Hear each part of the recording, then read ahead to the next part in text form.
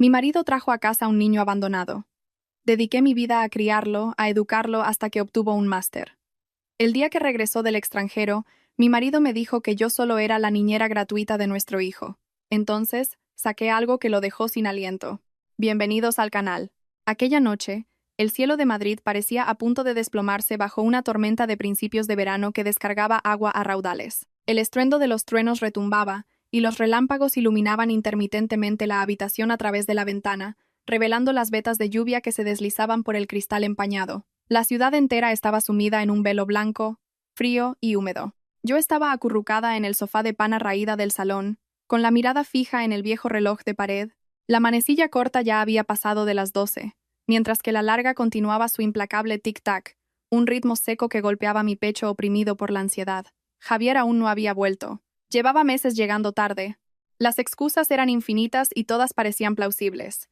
Una cena con un cliente importante, una reunión de última hora en la oficina, una avería del coche en plena M30 o ayudar a un amigo en apuros.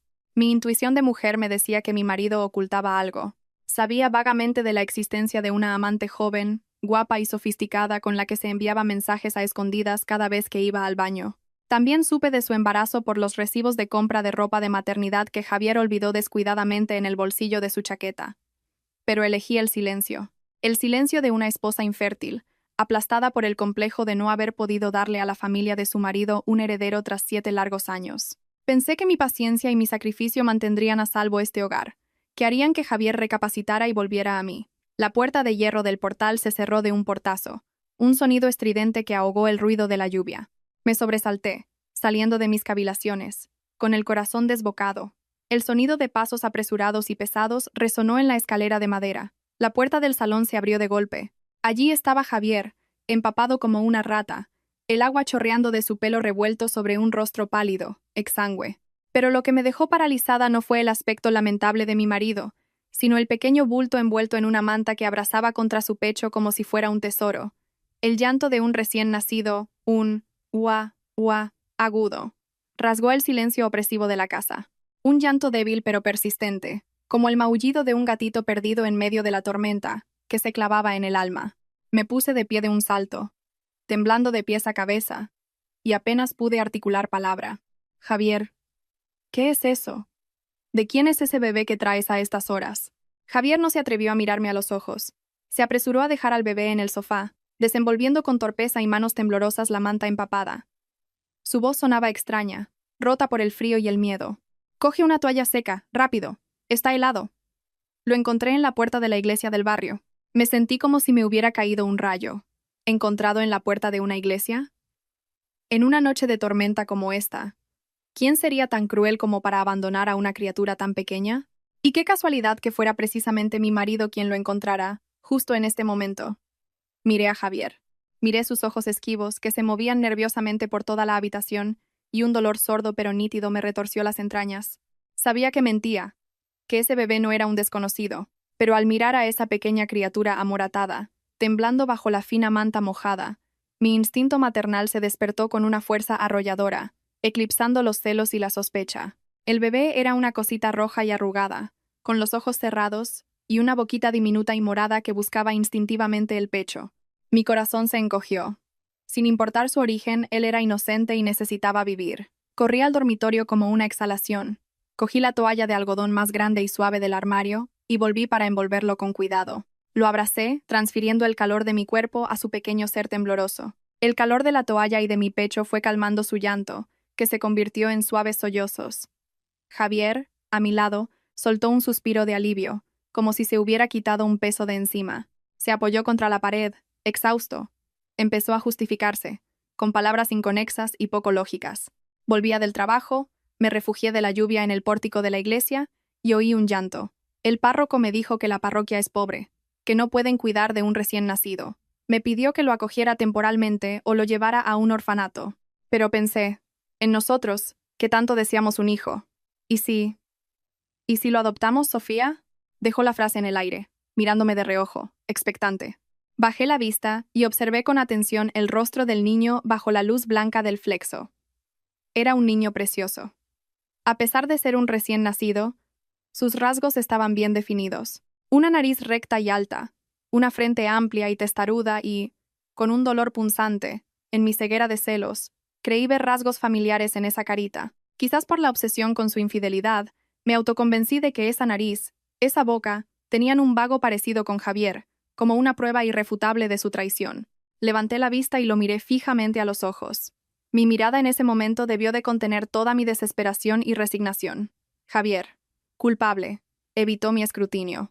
Dejó sobre la mesa el maletín de cuero negro que aún estaba seco, lo único que había protegido cuidadosamente de la lluvia. Lo abrió y sacó un fajo de billetes, envuelto meticulosamente en una bolsa de plástico, y lo empujó hacia mí. Toma, son 30.000 euros. Los saqué esta tarde de una comisión de una venta de un terreno.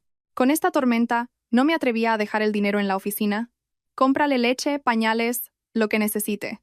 Considéralo un regalo del cielo, Sofía, como si el destino se apiadara de nosotros y nos diera el hijo que tanto anhelamos para que nos cuide en nuestra vejez. 30.000 euros. Hace 20 años, era una auténtica fortuna, suficiente para la entrada de un piso. Que Javier me diera ese dinero en ese preciso instante era como si quisiera comprar mi silencio, mi indulgencia. Quería que aceptara a su hijo ilegítimo bajo la hermosa fachada de niño abandonado para encubrir su pecado y el de su amante. Cogí el sobre con el dinero. Pesaba en mi mano, pero mi corazón se sentía extrañamente ligero, de una forma amarga. Conocía a Verónica, la madre del niño. Tenía fama de vividora, superficial y materialista. Seguramente no quería la carga de un hijo, temerosa de arruinar su figura, de que fuera un obstáculo, así que le endosó la responsabilidad a Javier. Y Javier, ese hombre débil, a su vez, me la pasaba a mí, su esposa legal. ¿Pero qué otra opción tenía? ¿Echar al bebé a la calle en medio de la tormenta? ¿Montar un escándalo para destrozar nuestro matrimonio y ser el hazmerreír de todo el mundo exhibiendo mi infertilidad? ¿O divorciarme y dejarle el camino libre a esa mujer para que ocupara mi lugar en esta casa? No, no estaba dispuesta. Me tragué las lágrimas saladas, abracé al niño con más fuerza y dije, con una voz sorprendentemente serena, «Está bien, si ha entrado en esta casa, es nuestro hijo. Ve a cambiarte o cogerás un resfriado. Le prepararé un poco de agua con azúcar. Mañana, cuando pare de llover, iré a comprar leche de fórmula». El rostro de Javier se iluminó de alegría. Asintió repetidamente como si le hubieran indultado y desapareció en el baño. Me quedé sola en el salón tenuemente iluminado. Miré al bebé, que se había dormido en mis brazos. Sus manitas diminutas se aferraban a mi dedo índice. Una extraña calidez se extendió por mi cuerpo, despertando el instinto maternal que había permanecido dormido en mí. Le susurré al oído. «Hola, pequeño. Soy Sofía, tu mamá. A partir de ahora serás mi hijo y yo te protegeré». Esa noche no dormí. La lluvia seguía cayendo monótona en el alféizar, pero en mi interior, la mayor tormenta de mi vida no había hecho más que empezar. Le puse de nombre Mateo, con la esperanza de que su vida fuera luminosa, clara y plena, no retorcida y oscura como las circunstancias de su nacimiento. A la mañana siguiente, la tormenta nocturna había amainado, dejando charcos esparcidos por el asfalto agrietado. La noticia de que en mi casa se oía el llanto de un bebé se extendió por el vecindario como la pólvora. En esta vieja corrala nada permanecía en secreto mucho tiempo. ¿Qué se cocinaba en cada casa? ¿Por qué discutía un matrimonio? En 15 minutos, toda la calle estaba al tanto de cada detalle. Me levanté al alba, aprovechando que Mateo dormía plácidamente en una vieja cuna de mimbre que me había dado mi prima hacía años para dar suerte, pero que nunca había tenido ocasión de usar. Saqué mi vieja bicicleta Orbea del portal, con la intención de ir al mercado a comprar algunas cosas para el bebé y algo de comida para mí. Apenas había llegado al final de la calle cuando me topé con doña Pilar, la de la tienda de ultramarinos, y con Marisa, la del segundo, sentadas en un banco, comiendo pipas. Doña Pilar bajó su abanico, entornó los ojos y me escrutó por encima de sus gafas de leer, caídas sobre la nariz. «Mujer, Sofía, qué madrugadora. Me han dicho que anoche Javier se encontró un tesoro, ¿no? ¡Qué suerte! Con lo mal que están las cosas, y a algunos les cae el oro del cielo». Marisa, a su lado, sin dejar de pelar cacahuetes y masticar ruidosamente, añadió con su habitual tono mordaz. «Llevo toda la noche oyendo llorar al crío. Se oía hasta mi casa». «¿Así que de verdad os lo vais a quedar?»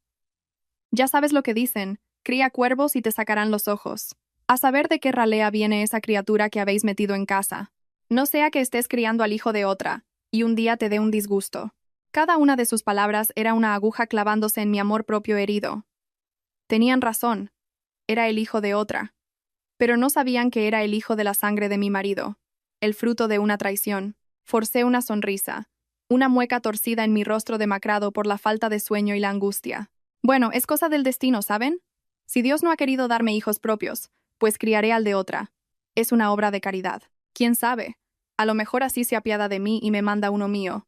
Doña Pilar frunció los labios con escepticismo. Ay, hija, ¿qué cosas dices? Yo de ti, iría a rezarle a alguna virgen milagrosa o probaría esas infusiones de hierbas que vende un curandero en la sierra.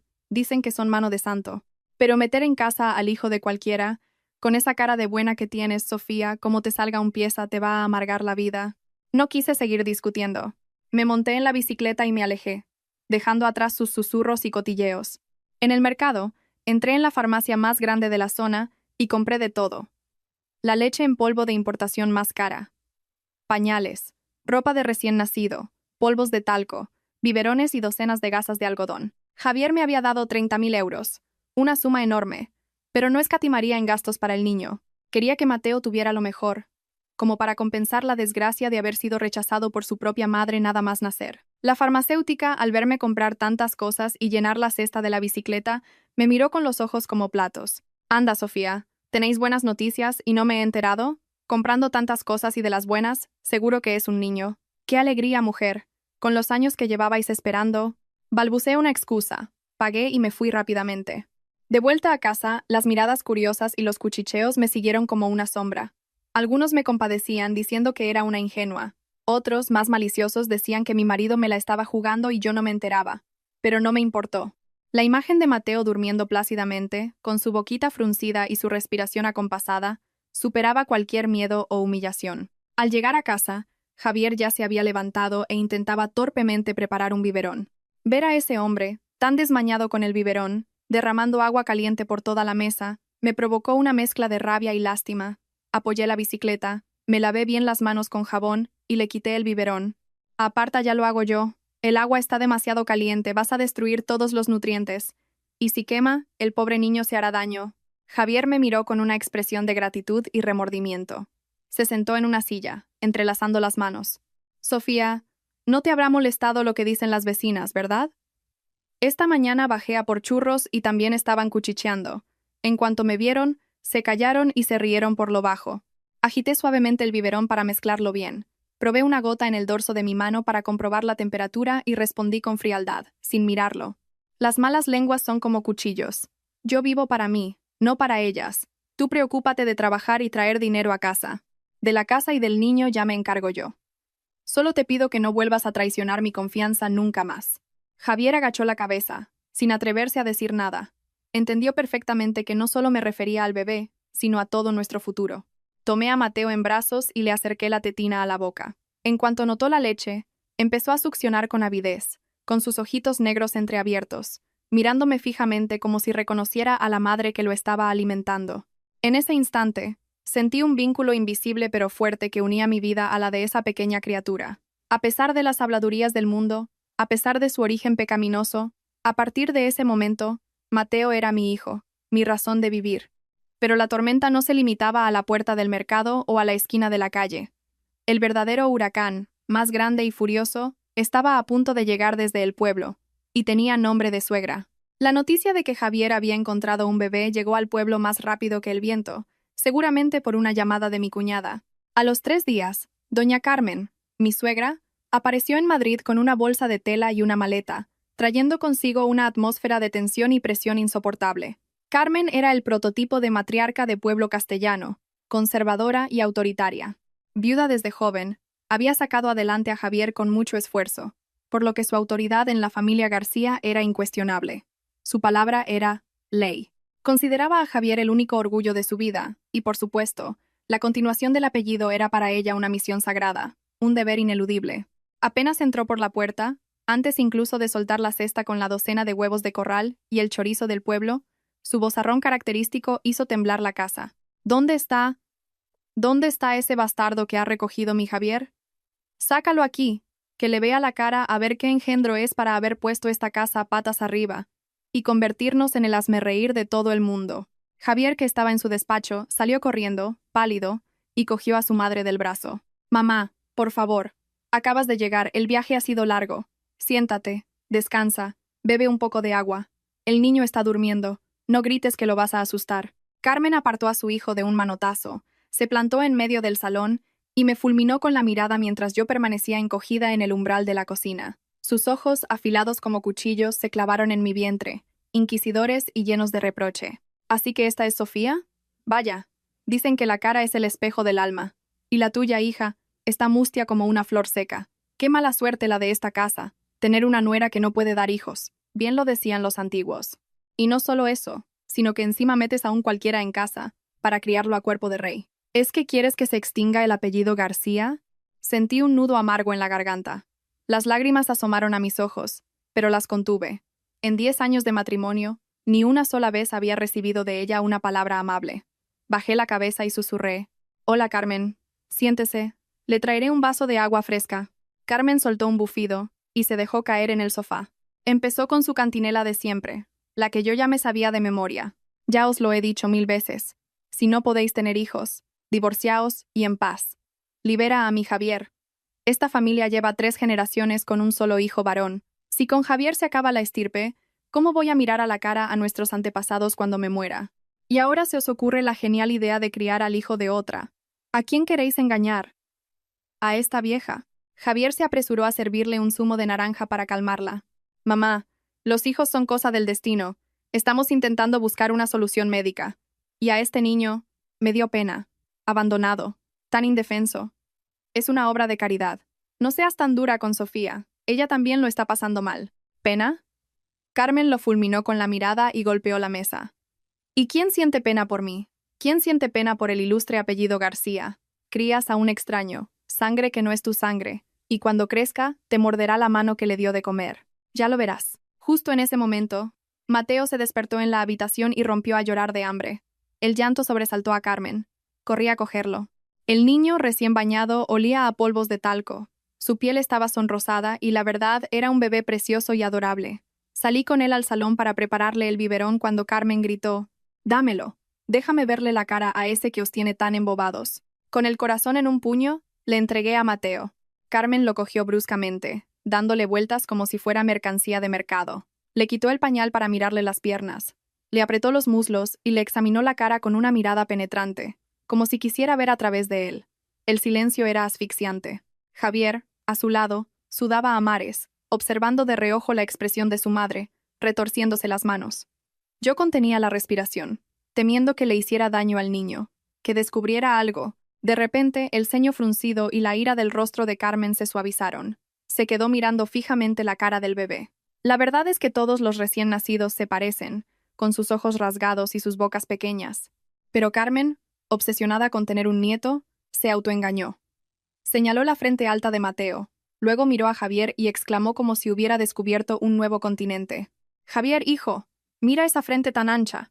Es idéntica a la tuya de pequeño. Y esas orejas, todavía no se le ven bien, pero seguro que son de los García».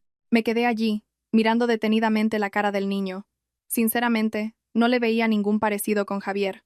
Sus rasgos eran más finos y afilados que la cara tosca de mi marido. Pero supongo que la gente cree lo que quiere creer. Javier, al oír a su madre, respiró aliviado y se apresuró a alimentar esa falsa percepción para encubrir su culpa. Carmen levantó la vista hacia su hijo, con una mirada llena de sospecha, pero en la que también brillaba una extraña chispa de esperanza y alegría. Volvió a mirar al bebé, y sus manos, antes rudas, empezaron a tratarlo con más suavidad, a acunarlo con ternura. Le hizo cosquillas en la mejilla con su dedo áspero y calloso. El bebé dejó de llorar y sonrió, mostrando sus encías rosadas. «¡Ay, mi niño!», exclamó Carmen, con la voz repentinamente ablandada. Si es que mirándolo bien, esa sonrisa se parece a la de su padre cuando era pequeño. «Es mi nieto».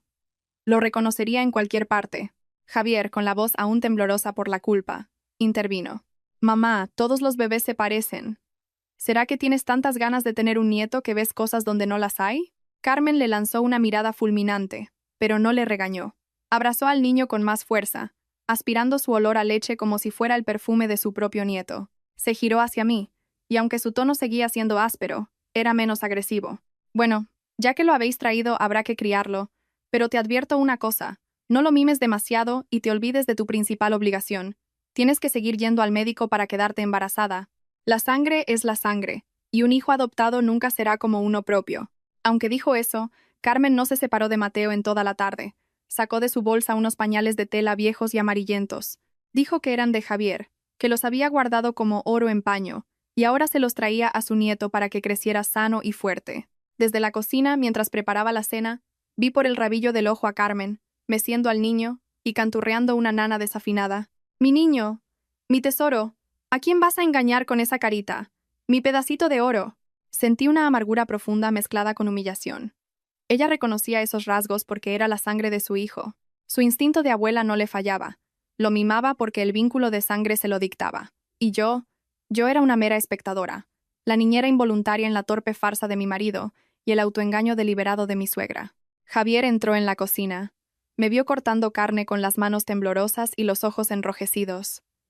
Intentó ponerme una mano en el hombro para consolarme, para mostrar su arrepentimiento. Me estremecí y me aparté de su contacto como si me quemara. «Sal y siéntate con tu madre.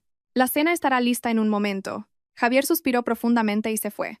Seguí su espalda con la mirada y luego miré al salón, donde Carmen reía feliz con el niño encontrado. La cena de esa noche sería salada, no por la sal, sino por las lágrimas que me tragaba. Me dije a mí misma que tenía que ser fuerte, por Mateo y por la dignidad de una mujer que había sacrificado su juventud para mantener lo que llamaba un hogar. La cena de esa noche transcurrió en una atmósfera extraña. Carmen no paraba de ponerle comida en el plato a Javier, sin apartar la vista de la cuna donde dormía Mateo. Carraspeó, dejó los cubiertos y anunció solemnemente: «Este niño, ya que está en esta casa, necesita un nombre como Dios manda. No podemos llamarlo el niño o el peque. Ya lo he pensado. Se llamará Mateo García». Casi me atraganto con la comida. Mateo García. El apellido de mi marido. Un nombre fuerte y tradicional, lleno de significado para un hijo adoptado. Con Cotela intenté intervenir. «Carmen, pensaba que podíamos llamarlo Ángel, para que tenga una vida tranquila, sin problemas. Mateo me parece un nombre con demasiadas expectativas». Carmen me fulminó con la mirada y golpeó la mesa con los nudillos. «¿Tú qué sabrás?» «Ángel. Qué nombre más soso de niña. Un hombre tiene que llamarse Mateo, Javier, David, nombres con carácter.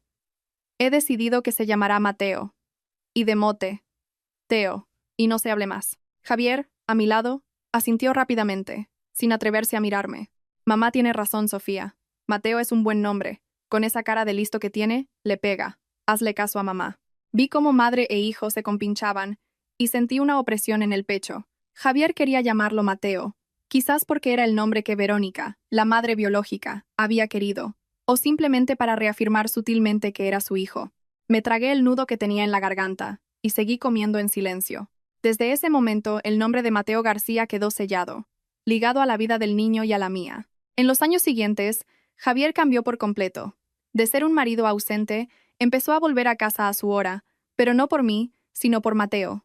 Lo mimaba hasta el exceso, a veces de forma irracional. Nada más llegar del trabajo, se lanzaba a besar y abrazar al niño, sin importarle la ropa sucia de la calle.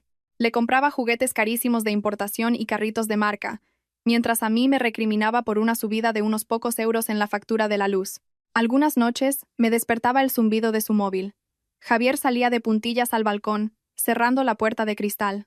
Yo permanecía inmóvil, conteniendo la respiración, escuchando. A través de la rendija, el viento nocturno me traía sus susurros, tan bajos pero tan claros. «Sí, el niño está bien, se acaba de dormir. No te preocupes, lo cuido perfectamente. Sí, se llama Mateo. Es clavadito a mí. Venga, te dejo, no sea que la bruja de mi mujer se despierte». Cada palabra era una puñalada, la bruja de mi mujer. Así que para Javier, yo solo era una esposa vieja y fea, una pantalla para ocultar su aventura y a su hijo secreto. Me tapé la cabeza con la manta, mordiéndome el labio para no sollozar, mientras las lágrimas calientes empapaban la almohada. Odiaba a Javier, odiaba a Verónica, pero cada vez que miraba la cara inocente de Mateo durmiendo a mi lado, ese odio se disipaba, dejando paso a una profunda compasión. El niño no tenía la culpa de nada. A medida que crecía, Mateo empezó a mostrar un carácter testarudo, idéntico al de su padre. Cada vez que hacía una travesura, rompía algo o se peleaba con los niños del barrio, y yo intentaba reñirle, Javier se interponía para defenderlo a capa y espada. «Es un niño, Sofía, no sabe lo que hace. Los niños tienen que ser revoltosos, así se espabilan. Eres demasiado estricta con él, lo vas a acomplejar». Javier siempre jugaba el papel de padre bueno, empujándome a mí al rol de la madrastra malvada. Pero los niños son muy listos. ¿Saben quién se preocupa de verdad por ellos? ¿Quién les prepara la comida y vela su sueño? Aunque Javier lo consentía, cada vez que Mateo se ponía enfermo o tenía miedo, la primera persona a la que llamaba era siempre mamá Sofía. Esa palabra era la única fuerza que me mantenía en pie en aquella casa fría, el motor que me impulsaba a continuar con esta dolorosa farsa de familia feliz. Mateo creció siendo un niño inteligente y vivaz, pero enfermizo. Quizás por haber nacido prematuro o por no haber tomado leche materna en sus primeros días, sus defensas eran muy bajas. Un cambio de tiempo y ya estaba con tos, fiebre, bronquitis. Los ataques de asma lo atormentaban cada vez que llegaba el frío, manteniéndome en vela innumerables noches. Cuando Mateo tenía 5 años, tuvo una enfermedad que casi se lo lleva, una que jamás olvidaré. Aquella noche, Javier me había dicho que se iba 3 días a Barcelona por trabajo. En realidad, yo sabía que se iba de escapada romántica con Verónica a Ibiza. Lo supe porque, al prepararle la maleta, encontré en el bolsillo de un pantalón unas tarjetas de embarque y la reserva de un hotel que había olvidado descuidadamente. No dije nada. Le preparé el equipaje en silencio, con el corazón helado. A medianoche, Mateo empezó a arder de fiebre.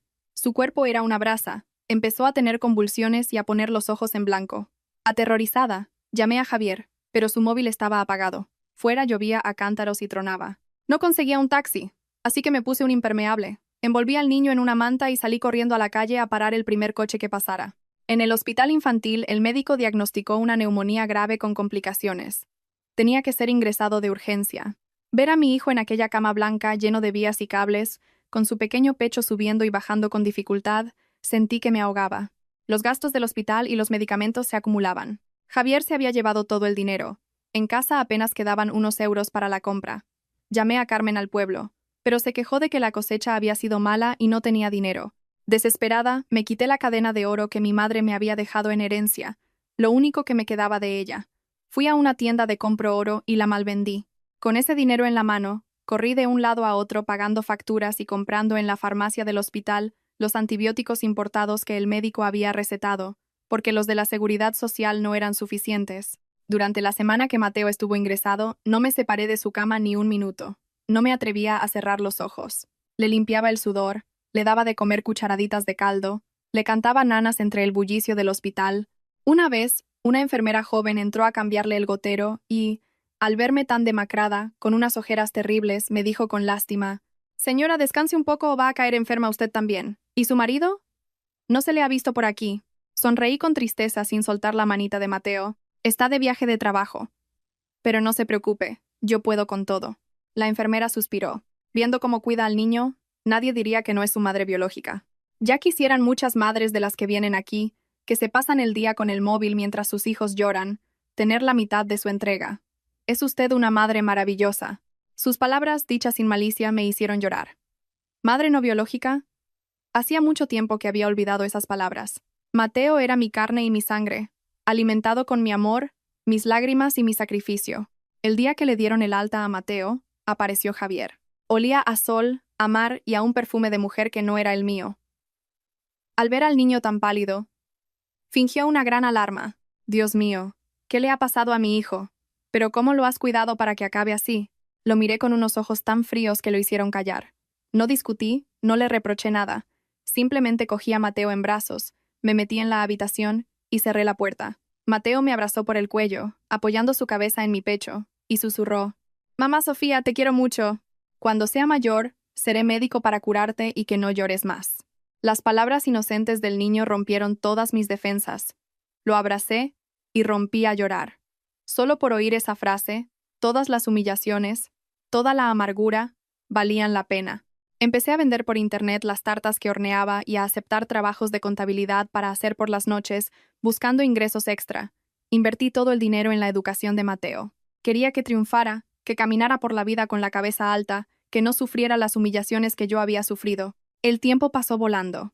Pronto, Mateo se convirtió en un joven apuesto, alto y elegante, que había heredado la belleza de sus padres biológicos. Pero lo que más me enorgullecía no era su físico, sino su inteligencia y su carácter. Mateo era un estudiante brillante, siempre el primero de su clase, y además era un chico respetuoso, educado y que adoraba a su madre. El día que recibió la carta de admisión con la nota más alta para entrar en la Universidad Pontificia Comillas, todo el barrio se revolucionó. Carmen en el pueblo, al enterarse, mató un cochinillo e invitó a todo el mundo, presumiendo ante todos: «Es mi nieto, inteligente como su padre, lo lleva en los genes». Javier, ni qué decir tiene, estaba pletórico. Organizó una fiesta por todo lo alto, invitando a amigos, socios y a toda la familia. Durante la fiesta, Javier, borracho, se golpeaba el pecho con orgullo. ¿Lo veis? Los genes de los García. Mi Mateo es un genio gracias a su padre. Su madre. ¿Qué va a saber ella? Una mujer que no sale de la cocina. Los invitados rieron y brindaron por Javier. Yo estaba en la cocina, preparando más aperitivos, y al oír a mi marido, sentí un sabor amargo en la boca. De bien nacidos es ser agradecidos, pero poca gente entiende ese refrán. Solo veían el brillo de un padre de éxito, no las manos callosas y los ojos cansados de la madre que lo había criado. Mateo, que estaba sentado en medio de los elogios, me vio salir con una fuente de tortilla de patatas y se levantó corriendo para ayudarme. «Mamá, deja, ya lo llevo yo. Siéntate y descansa, que hoy has trabajado mucho». Javier lo miró con el ceño fruncido. «Déjala. Son cosas de mujeres, no te metas. Ven aquí y tómate una copa con tu tío para celebrarlo». Mateo miró a su padre con una sombra de tristeza, pero respondió educadamente: «Vosotros seguid divirtiéndoos. Ayudo a mamá un momento y ahora voy». Ese pequeño gesto me reconfortó. Le di una suave palmada en la espalda. «Ve a atender a los invitados, hijo. Estoy acostumbrada. Hoy es tu gran día». Tras graduarse en la universidad, Mateo consiguió una beca completa para hacer un máster en Londres. La noche antes de su partida, me la pasé en vela preparándole la maleta. Metí botes de aceite de oliva, paquetes de jamón envasado al vacío, latas de fabada, todas las cosas que sabía que echaría de menos. También la bufanda de lana que le había tejido. No paraba de darle consejos. «Allí todo es nuevo, hijo. Cuídate mucho. Come bien. No te alimentes solo de sándwiches por ahorrar dinero. Abrígate cuando haga frío y, si tienes cualquier problema, llámame enseguida». Mateo cogió mi mano arrugada, con los ojos llenos de lágrimas. «Mamá, cuando me vaya, por favor, cuídate tú también. No trabajes tanto. Estudiaré rápido y volveré para llevarte de viaje, para cuidarte. Nunca olvidaré todo lo que has hecho por mí». Javier, a su lado, nos metía prisa. «Venga, daos prisa, que va a perder el avión. Cuando llegues, llama a tu padre. Te he dado el número de mi amigo Carlos. Vive allí. Si necesitas algo, pídeselo». Mateo me abrazó con fuerza, un abrazo de hombre. Sentí como sus hombros se estremecían. Lo acompañamos al aeropuerto. Al ver su figura desaparecer tras el control de seguridad, sentí como si me hubieran arrancado una parte de mí. La casa, sin sus risas, se volvió más vacía y fría que nunca. Volví a mi rutina, a mis tartas por internet, a soportar la indiferencia de Javier y las indirectas de Carmen, pero en mi corazón ardía una llama de esperanza. La espera del día en que mi hijo regresara convertido en un hombre de provecho. No podía imaginar que ese día del reencuentro sería también el día en que Javier y Verónica asestarían el golpe final, un plan para arrebatarme todo lo que había construido durante más de 20 años. Pasaron 5 largos años. Las breves videollamadas con Mateo eran mi único sustento. Cada vez que lo veía más maduro y seguro de sí mismo, sentía que todos mis sacrificios habían valido la pena. Mateo se graduó con matrícula de honor antes de lo previsto. Una multinacional le ofreció un puesto con un sueldo astronómico, pero él decidió volver a España. Cuando supe que volvía, la alegría me hizo tropezar y casi se me cae un plato. Pero mi felicidad no fue completa. El presentimiento de una gran tormenta volvió a cernirse sobre mí. Javier había empezado a comportarse de forma extraña. Ya no era indiferente, sino que se mostraba atento y solícito, hasta un punto sospechoso. Mandó pintar toda la casa, compró muebles nuevos, e incluso contrató a un jardinero. Una noche, después de cenar, Javier me llamó a su despacho.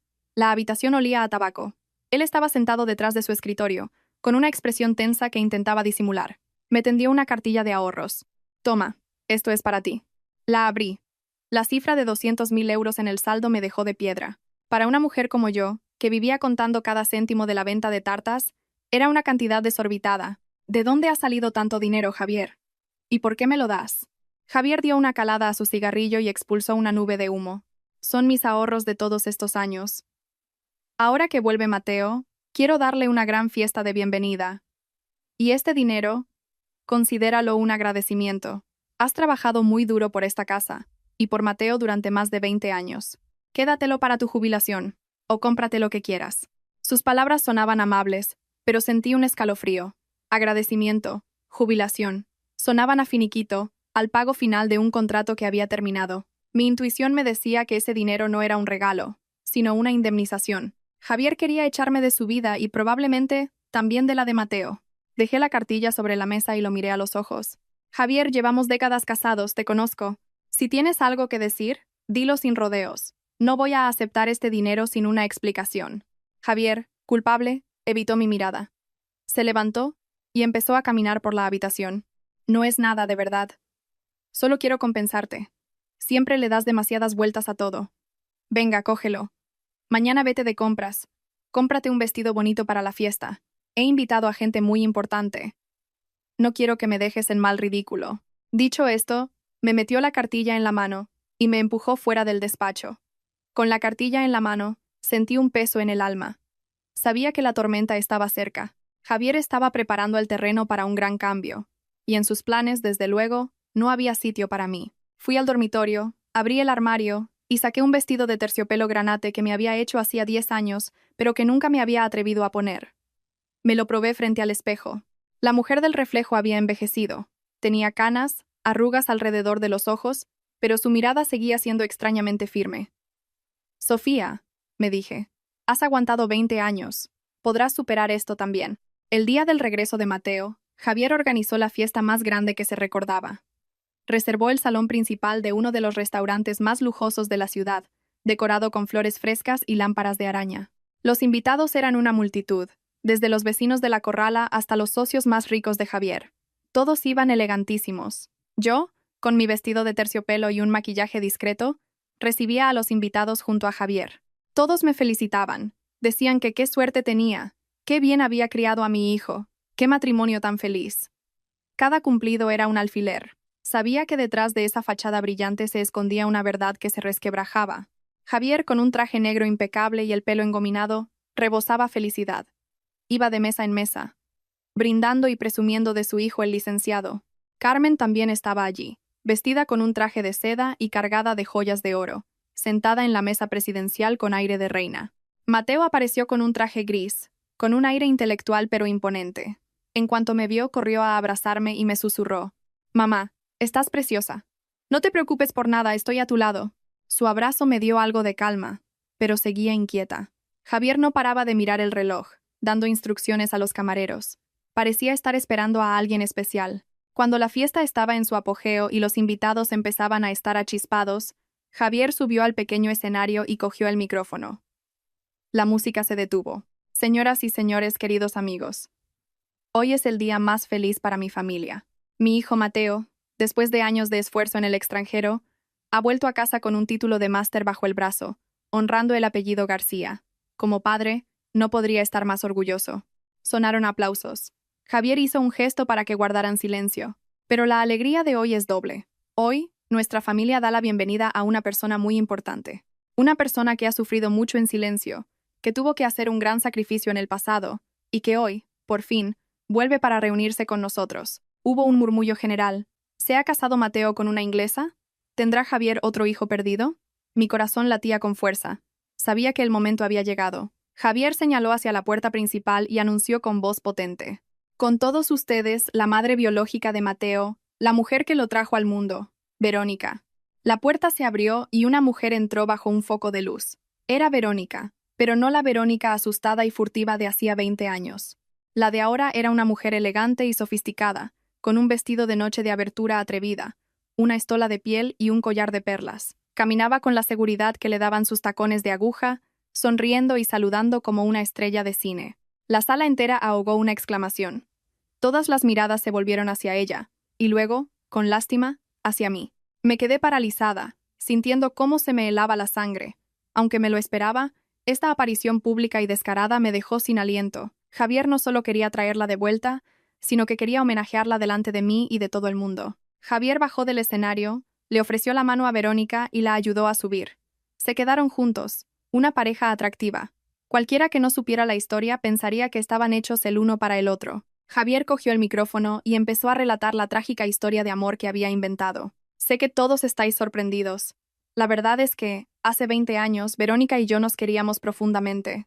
Pero las circunstancias eran difíciles. Nuestras familias se oponían, y tuvimos que separarnos. Cuando Verónica dio a luz a Mateo, para que el niño no sufriera penalidades, tuvo que tomar la dolorosa decisión de dejármelo a mi cuidado mientras ella se iba al extranjero a buscarse la vida. Verónica, a su lado, se secaba una lágrima invisible con un pañuelo, interpretando a la perfección su papel de madre sufridora. Javier continuó, con la voz quebrada.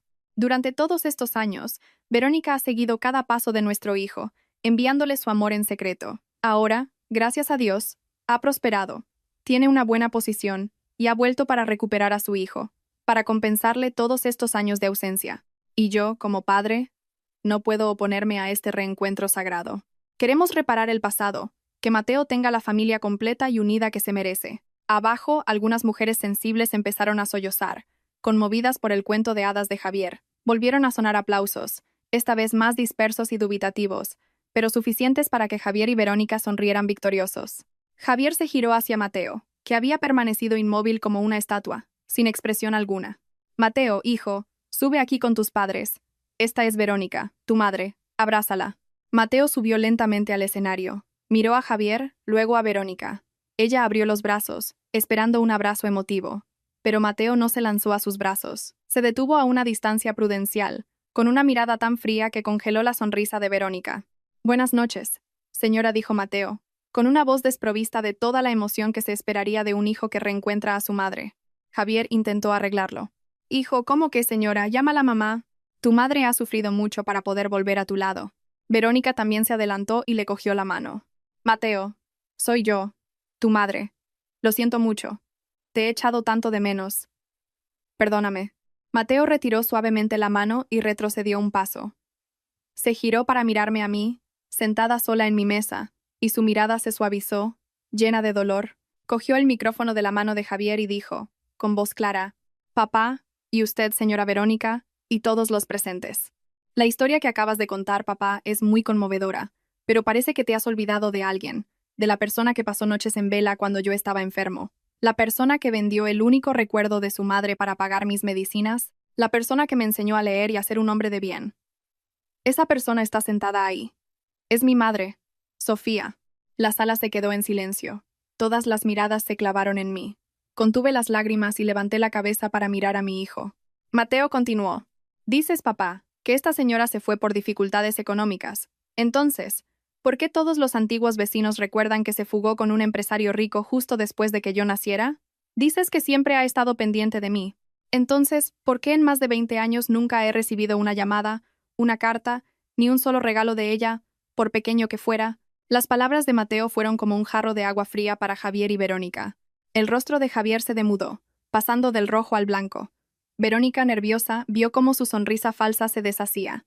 Javier le arrebató el micrófono y gritó, «¡Cállate! ¿Qué sabrás tú de las cosas de los mayores?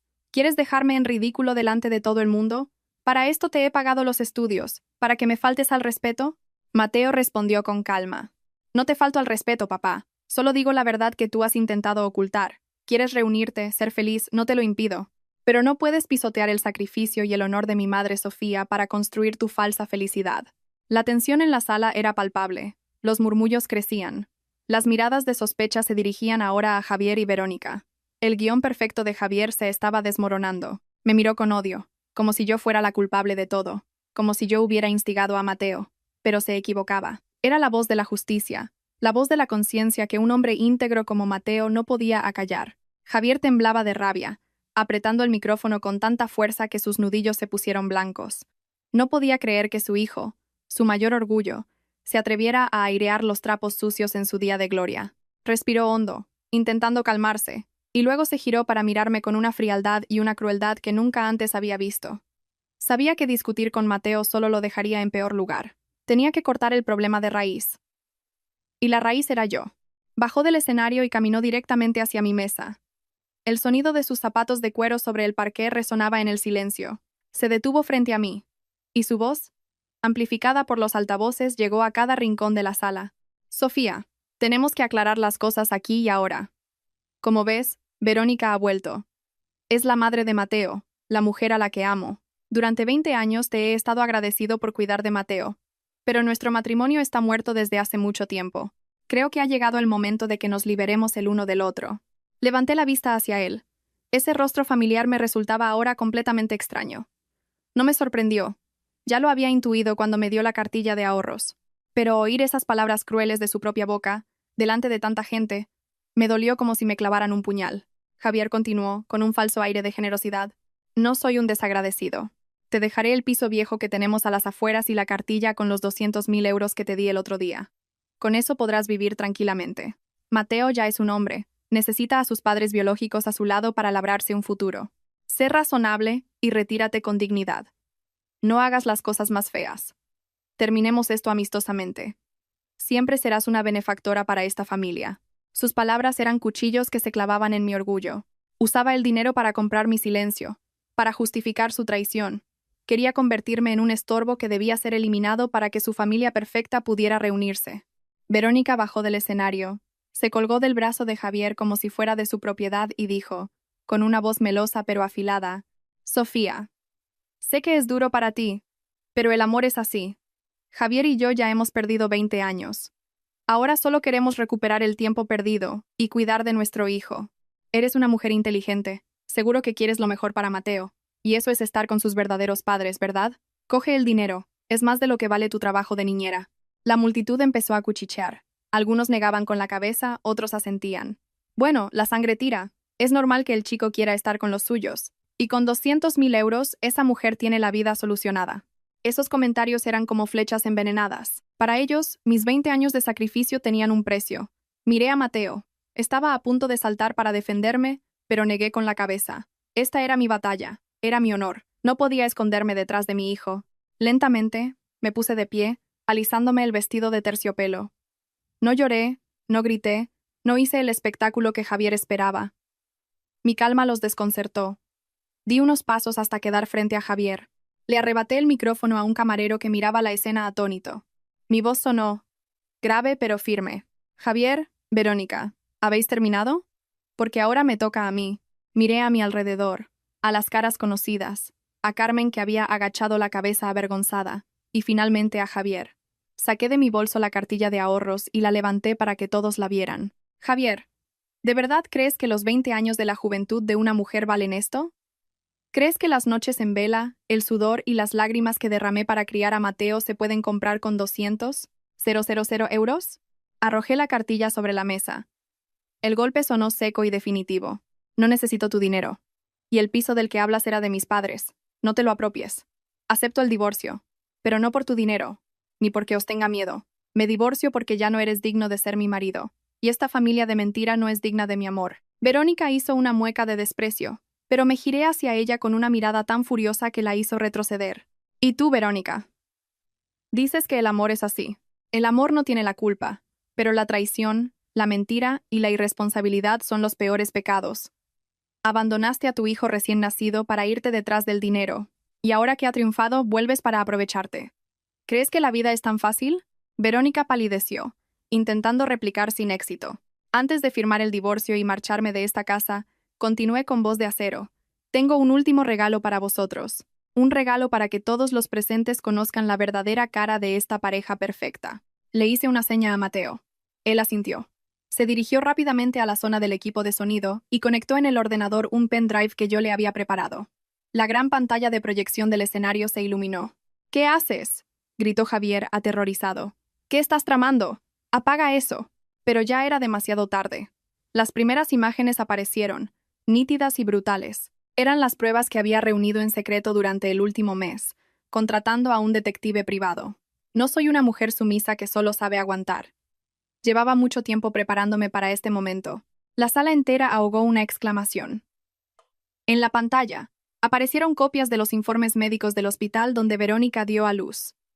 En la sección de datos del padre, ponía claramente desconocido. Debajo, la firma de Verónica renunciando a la custodia del niño. A continuación, su historial de vuelos. La fecha de su viaje a Estados Unidos era apenas 2 semanas después del parto. ¿Dónde estaba el dolor de la madre que se separaba de su hijo? La verdad es que lo había planeado todo para deshacerse del bebé y huir con su amante en cuanto se recuperó. Luego, una serie de fotos de Verónica, sonriente y feliz, del brazo de un hombre mayor y obeso en el aeropuerto. La fecha de las fotos coincidía con la noche en que Javier trajo a Mateo a casa. «Apágalo», chilló Verónica, corriendo hacia la pantalla como si quisiera destrozarla. «Apaga esa basura, hija de puta». Javier se quedó paralizado, sudando a mares. Nunca imaginó que yo tendría estas pruebas. Su cuento de hadas se había hecho añicos. Pero eso no era todo. La pantalla mostró documentos más recientes, notificaciones de impago del banco y cartas de agencias de cobro de deudas a nombre de Verónica. Las deudas ascendían a cientos de miles de euros. Resulta que Verónica no había triunfado en absoluto. Su amante la había dejado después de unos años y ella se había hundido en el juego y las malas inversiones hasta la bancarrota. «Miren bien», dije por el micrófono. «Esta es la razón por la que ha vuelto. No por amor maternal, sino porque está hasta el cuello de deudas. Sabe que Mateo tiene un gran futuro y quiere usarlo para pagar sus facturas. Y Javier, mi maravilloso marido, la ha ayudado a engañaros a todos, incluso a su propio hijo». Carmen en su mesa se puso a temblar y se le cayó el vaso de agua. Miró a Verónica con horror. A ella, tan amante del dinero, le había deslumbrado la supuesta riqueza de Verónica. Ahora, al saber la verdad, se quedó petrificada. Javier rugió y se abalanzó sobre mí para quitarme el micrófono. «¡Cállate la puta boca!». Pero Mateo fue más rápido. Se interpuso entre nosotros y empujó a Javier hacia atrás. Miró a su padre con una decepción infinita. «Basta, papá. ¿Quieres seguir haciendo el ridículo? La verdad está a la vista. ¿Aún piensas negarla?». Verónica, al ver su plan frustrado, sacó su verdadera naturaleza. Se lanzó hacia mí para arañarme. «¡Bruja! ¡Te voy a matar!». Me quedé quieta, pero antes de que pudiera tocarme, 2 policías uniformados aparecieron en la puerta, acompañados por el gerente del restaurante. «Disculpen, hemos recibido un aviso de que aquí se encuentra una persona en busca y captura». Al oír la palabra policía, Verónica se quedó blanca. Intentó huir por la puerta de atrás, pero un agente la interceptó. «Señora Verónica López, queda detenida por un delito de estafa a gran escala. Acompáñenos a comisaría». El sonido de las esposas cerrándose fue frío y metálico.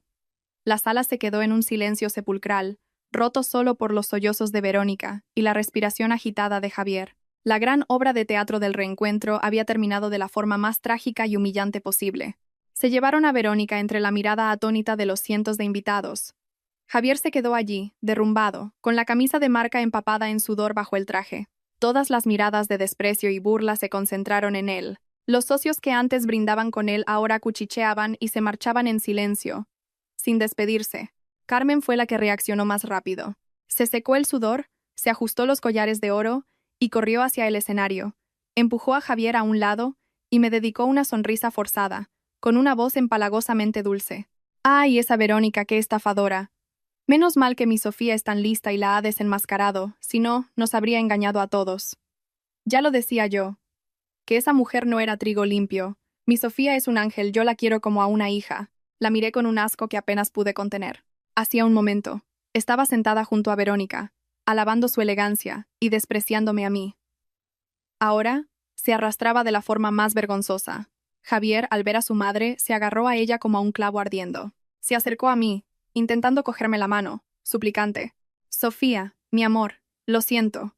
Fui un tonto. Esa mujer me engañó. Menos mal que estabas tú para salvarme. Por favor, olvidemos todo esto. Volvamos a casa, hablemos.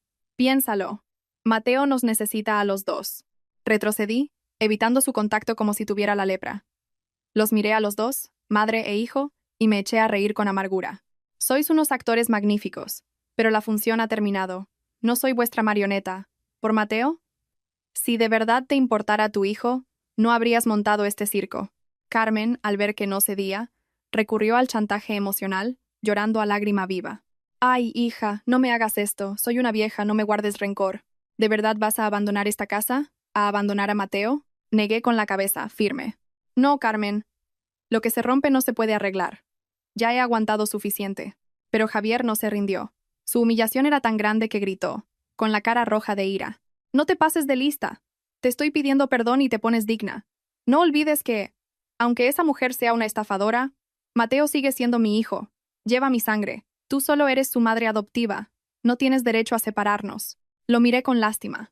Incluso en este momento, se aferraba a los lazos de sangre para salvar su orgullo. No sabía que esa misma soberbia sería su perdición. Respiré hondo y saqué de mi bolso un sobre blanco, cerrado. Era mi última carta, la que nunca quise jugar. Javier, siempre has estado tan orgulloso de los genes de tu familia, de tu hijo el licenciado que se parece tanto a ti. Siempre has creído que Mateo era hijo tuyo y de Verónica, ¿verdad? Javier miró el sobre, con un mal presentimiento. ¿Qué dices? ¿Qué es eso? Le entregué el sobre a Mateo. Dáselo tú mismo a tu padre. Tú ya conoces esta verdad. Es hora de que él también abra los ojos. Mateo cogió el sobre. Su mano temblaba ligeramente, pero su mirada era firme. Se acercó a Javier. Siempre has presumido de mi parecido contigo, papá. Pero era solo tu imaginación. Te fijabas en mi frente ancha y pensabas que era de los García. Pero nunca te preguntaste por qué mi grupo sanguíneo es B, cuando tanto tú como la abuela sois del grupo 0. Las sospechas de mamá Sofía no surgieron por mi físico, sino por la reacción de pánico de la señora Verónica la semana pasada, cuando hablamos de hacerme un análisis de sangre completo. Mamá cogió muestras de tu pelo y del mío, y las mandó a analizar. Este es el resultado. Javier arrancó el sobre. Sus ojos recorrieron el informe de la prueba de ADN. Se detuvieron en la conclusión final. Sus pupilas se dilataron. No existe relación de parentesco biológico. La frase en negrita lo golpeó a él y a todos los que estaban cerca. Javier se tambaleó hacia atrás, chocando contra una mesa y tirando vasos al suelo. El informe cayó de sus manos, como la sentencia de muerte de su orgullo. No puede ser, balbuceó, con la voz rota. Pero si es igual que yo. Mamá dijo que se parecía a mí. Lo he criado. Lo he visto crecer cada día. ¿Cómo va a ser hijo de otro? No puede ser. Me acerqué y expliqué la cruel verdad con una voz fría como el hielo. Solo veías lo que querías ver. Te convenciste a ti mismo de que Mateo se te parecía. La verdad es que, hace 20 años, Verónica ya estaba embarazada de aquel empresario, pero él solo accedió a llevársela a América si iba sola, sin cargas. Por cumplir su sueño, te engañó, te hizo creer que el hijo era tuyo, y te lo endosó para poder marcharse. Has estado criando al hijo de otro hombre durante 20 años. Has presumido de él, mientras despreciabas a tu esposa, sin saber que solo eras un pobre idiota al que habían engañado. Carmen, al oír esto, lanzó un grito y se desplomó en una silla, golpeándose el pecho. Dios mío, se acabó. El apellido García se extingue. Criamos un cuervo y nos sacó los ojos. Mateo no es mi nieto.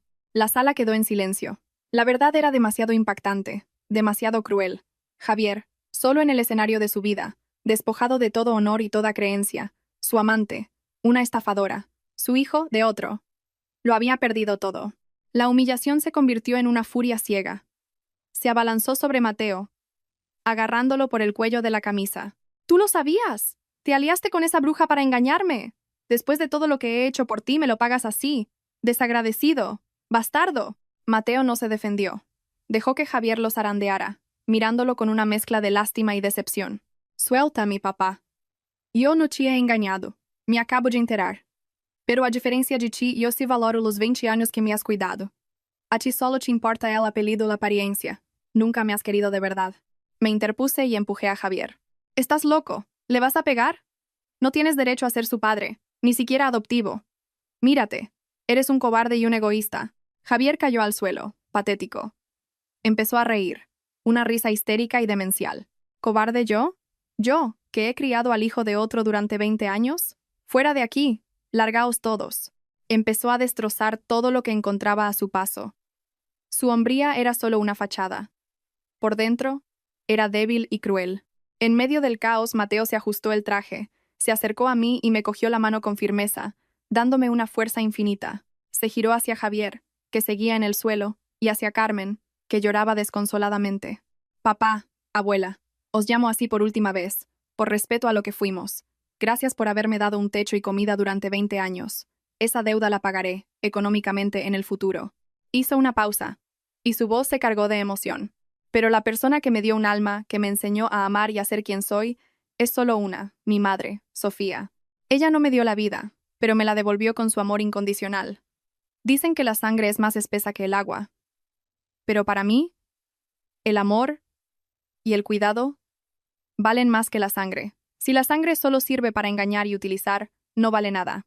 Una extraña que te quiere con todo su corazón es más familia que la familia de verdad. Mateo se giró hacia mí y delante de todos se arrodilló. Inclinó la cabeza. Mamá. En esta vida, solo tengo una madre.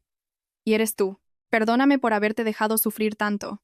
A partir de ahora, yo te cuidaré y te protegeré. Lo levanté, con las lágrimas corriendo por mis mejillas. Lágrimas de felicidad. Había perdido a un mal marido, pero había ganado un hijo maravilloso. Mi sacrificio había sido recompensado. Salimos juntos del restaurante, de la mano, con la cabeza alta, dejando atrás el caos. Detrás, Javier se quedó solo entre los restos de la fiesta, con la mirada perdida. Carmen lloraba por el nieto que nunca tuvo, por el honor perdido. Lo habían perdido todo: dinero, honor, familia, el precio de su egoísmo y su traición. Pocos días después, el divorcio se tramitó rápidamente. Javier no tenía cara para oponerse. Me fui de aquella casa grande y fría solo con mi ropa y mis recuerdos. No acepté ni un céntimo de su dinero. Quería empezar de nuevo, limpia y libre. Javier, tras el shock, sufrió un pequeño infarto cerebral que lo dejó postrado en cama una temporada. Carmen, ya mayor, tuvo que dedicarse a cuidar a su hijo enfermo, sin fuerzas para insultar a nadie. Su casa se sumió en el silencio y el remordimiento. 2 años después, con mis ahorros y la ayuda de Mateo, abrí una pequeña pastelería llamada El Rincón de Sofía. El local era pequeño, pero siempre estaba lleno de gente, atraída por el sabor casero y el cariño con que hacía cada dulce. Viví los días más felices y tranquilos de mi vida, sin tener que aguantar el mal humor de un marido, ni los desprecios de una suegra. Mateo rechazó ofertas de trabajo en el extranjero para quedarse cerca de mí. Se hizo profesor en la universidad y abrió su propia academia de idiomas. Cada fin de semana venía a comer conmigo, paseábamos, íbamos al cine. Verlo convertido en un hombre de bien, respetado y querido, era mi mayor alegría. A veces iba a visitar a Javier y a Carmen, llevándoles dulces o medicinas. Decía que, a pesar de todo, le habían dado un hogar, y no podía abandonarlos. Yo lo apoyaba. La nobleza de Mateo era la prueba de que lo había educado bien. Esta noche vieja. Mi pequeña casa estaba llena de luz y risas. Mateo trajo a su novia a presentarla, una chica encantadora llamada Lucía, también profesora. Verlos a los dos juntos, ayudándome a preparar la cena, sentí que por fin la vida me sonreía. A medianoche, después de las uvas, Mateo levantó su copa. «Feliz año nuevo, mamá. Gracias por darme una verdadera familia. Este año Lucía y yo nos casamos. Prepárate para ser abuela». Sonreí, mientras una lágrima de felicidad rodaba por mi mejilla. El árbol que había plantado en medio de la tormenta, por fin, daba sus frutos más dulces. Miré por la ventana los fuegos artificiales que iluminaban el cielo de Madrid. Di gracias por las dificultades y gracias por el hijo que el destino me había regalado. Mi historia demostraba una verdad sencilla pero profunda. Una familia no se define por la sangre, sino por los corazones que laten juntos en el amor. El amor y el cuidado son los lazos más sagrados y duraderos. Y yo, Sofía, la madre adoptiva, había demostrado que el amor es el único vínculo de sangre que de verdad importa. Gracias por seguir esta historia hasta el final. Si les ha gustado y quieren escuchar más relatos emotivos y profundos, denle a me gusta, suscríbanse al canal y activen la campanita para no perderse nuestros próximos vídeos. Un saludo y hasta pronto.